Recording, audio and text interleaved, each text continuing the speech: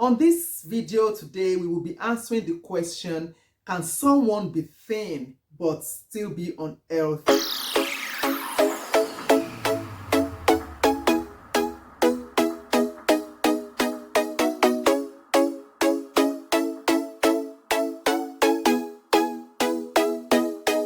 Hello, welcome to Food Decoded. My name is Yemi Fadikwe, and on this platform, I help the Black community reset their relationship with food, lose weight, keep it off, and eat healthy. Of course, the information we share here is applicable to anybody because they are based on fundamental science and nutrition. But then I try to tailor this content to meet the needs of the Black community with examples that I think are relevant to people within my community. Over the last video, we talked about the perception around body image and health, and that's what we're continuing on in this video. We try to answer the question, can someone be fat but fit, in the last video.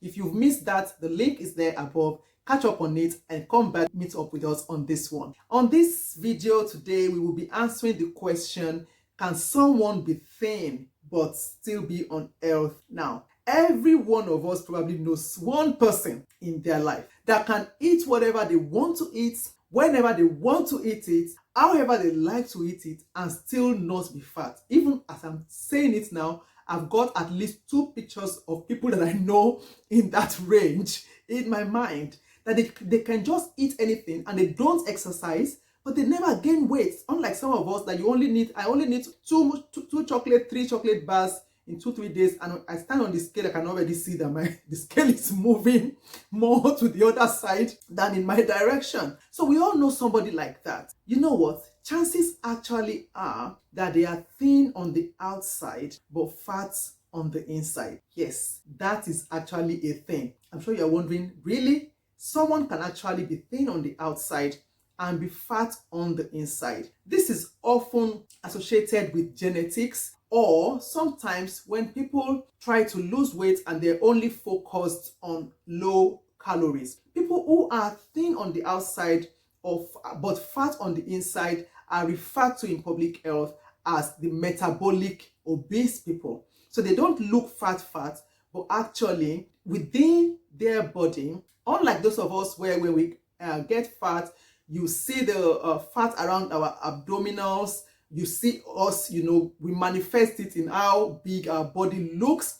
These people remain the same way, but the fat that they're accumulating is building and surrounding their internal organs. And this is actually much more dangerous than the fat, which is called subcutaneous fat, that we see and we tend to be more worried about. The fat that develops in the body and surrounds the vital organs of the body is known as visceral fat. And this is what you tend to find in people who look thin on the outside, but are actually consuming a lot of calories, a lot of saturated fat, a lot of unhealthy food, but not actually looking fat on the outside. That is where the fat is most likely forming up within their body. One of the reasons why visceral fat is very, very dangerous is that it secretes toxins into the liver. This gets into the bloodstream and then starts to trigger some metabolic disorders. And that is why you find people like that sometimes who are thin and not fat, having a lot of cardiovascular conditions, having type 2 diabetes or high blood pressure.